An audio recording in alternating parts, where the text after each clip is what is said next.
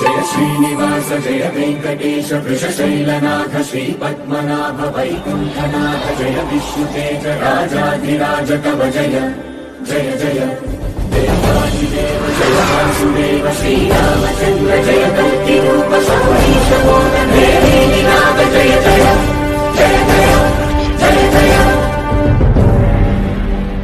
ఫిబ్రవరి మాసం 2వ నెల 16వ తారీఖు ఆదివారము చవితితో మొదలుకొని 28వ తారీఖు శుక్రవారము అమావాస్యతో ముగిసేటటువంటి ఈ తిథుల వ్యవధి కాలంలో అంటే ఈ అర్ధమాస కాలంలో వృశ్చిక రాశి కలిగినటువంటి జాతకులైన స్త్రీ పురుషులకి ఈ అర్ధమాస కాలం యందు ఈ రాశి కలిగిన యొక్క రాశి ఫలిత ప్రభావాలు ఈ సమయకాలం యందు ఏ విధంగా ఉంటాయనే దాని గురించి ఈ వీడియోలో మీకు నేను కొన్ని విషయాలు వివరణ తెలియపరుస్తాను.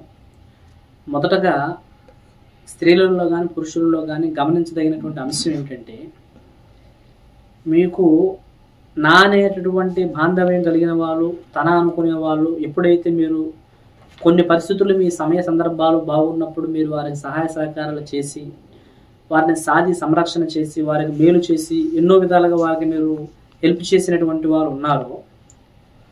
అంటే కళలో కూడా వీరు మనకు హాని తలపెడతారు, అంటే మనం సాధినటువంటి మొక్కే కదా, మనం పెంచినటువంటి వారే కదా, మనం మేలు చేసినటువంటి వారే కదా, మనం దేనికి పనికిరాని వాడిని మనం తీసుకొచ్చి దారిలో పెట్టిన వాళ్ళం కదా అని ఎవరైతే అనుకుంటారో ఎగ్జాక్ట్గా అలాంటి వాళ్ళే మీకు ఈ సమయకాలంలో నమ్మక ద్రోహం చేసేటటువంటి పని, వెనక నుండి గోతులు తీసే పని, మిమ్మల్ని నమ్మకం అనే ముసుగులో బలంగా వెన్నుపోటు పొడవగలిగేటటువంటి పరిస్థితి మాత్రము అటువంటి వ్యక్తుల వల్ల మీకు బాంధవ్యము, బంధుత్వము, స్నేహము, స్నేహితులు, స్నేహితురాళ్ళు అనేటటువంటి ఈ ముసుగులో బలమైన ప్రమాదం జరిగే అంశం మాత్రం తప్పకుండా మీకు ఎదురవుతుంది.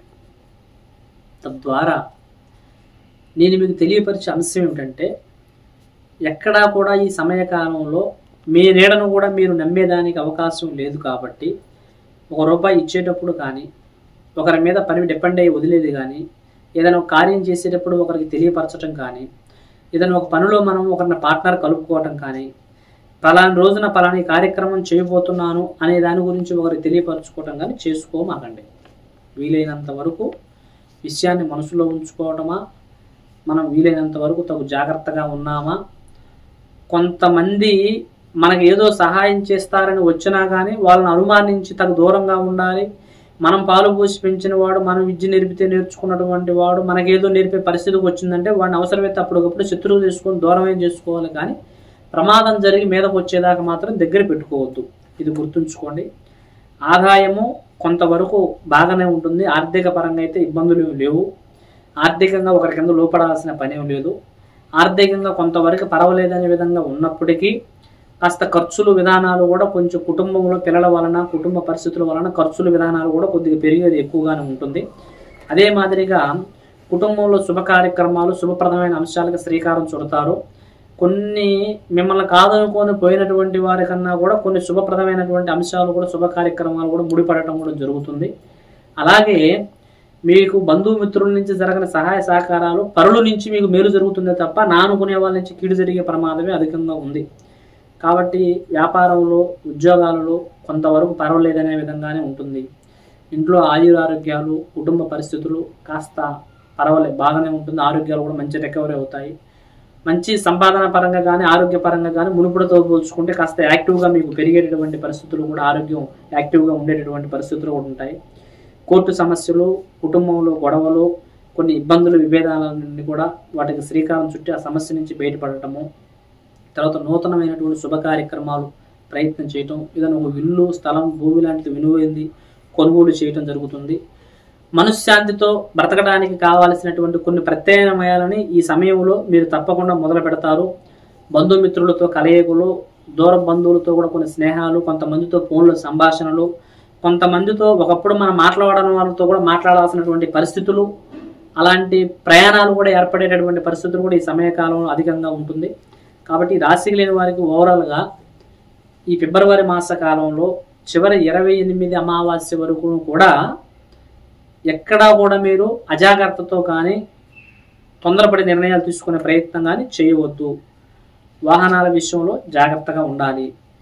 ఇకపోతే మీకు ఈ మాసకాలమైనటువంటి 21, 23, 25 తిథుల్లో మాత్రము చాలా మంచి మంచి ప్రయత్నాలు ఏమైనా ఉంటే ఆ సమయకాలంలో తలపెట్టి చేసుకోండి, చాలా సక్రమంగా ఉంటుంది. కాస్త నరదృష్టి చెడు ప్రభావానికి కాస్త వీలైనంత వరకు కొన్ని దైవయాత్రలు కానీ, నవగ్రహాల యొక్క ప్రదర్శనలు కానీ, ఆంజనేయ స్వామి ఆలయ ప్రదర్శనలు కానీ, కొన్ని నువ్వులు, వడ్ల గింజలు, తర్వాత ఏదైతే నల్ల నువ్వులు, తెల్ల నువ్వులు, వడ్ల గింజలు, తర్వాత ఈ నవధాన్యాలు అన్నీ కలిపి ఒక గుడ్డలో కలిపి 1 కేజీ మందు ఇంటి గుమ్మాన్ని కట్టుకోవడం చేయండి. బూడిద గుమ్మడికాయని మార్చండి, చాలా మంచి జరుగుతుంది. వీలైనంత వరకు ప్రశాంతతగా ఉండటానికి ప్రయత్నం చేయండి, చాలా మంచిది. సర్వే జన సుఖినో భవంతు. హాయ్, నేను మీ బుల్లెట్ భాస్కర్.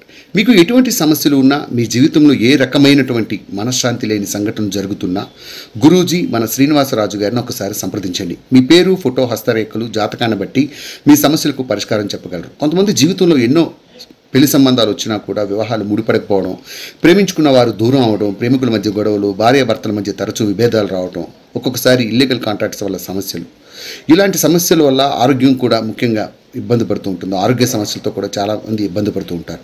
కుటుంబంలో అంతర్గతమైనటువంటి సమస్యల్లోనూ ఇబ్బందులు ఎదురవుతూ ఉండడం, ఇంకా ఎటువంటి సమస్యలు ఉన్నా మన శ్రీనివాసరాజు గారు పురాతనమైనటువంటి గ్రంథాలు అనుసరిస్తూ అఘోర తంత్ర విద్య పూజల ద్వారా తొలగించబడుతూ ఉంటుంది.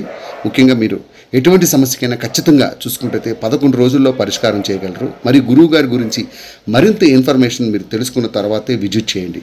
శ్రీనివాసరాజు ఆస్ట్రాలజీ యూట్యూబ్ ఛానల్ని వీక్షించగలరు.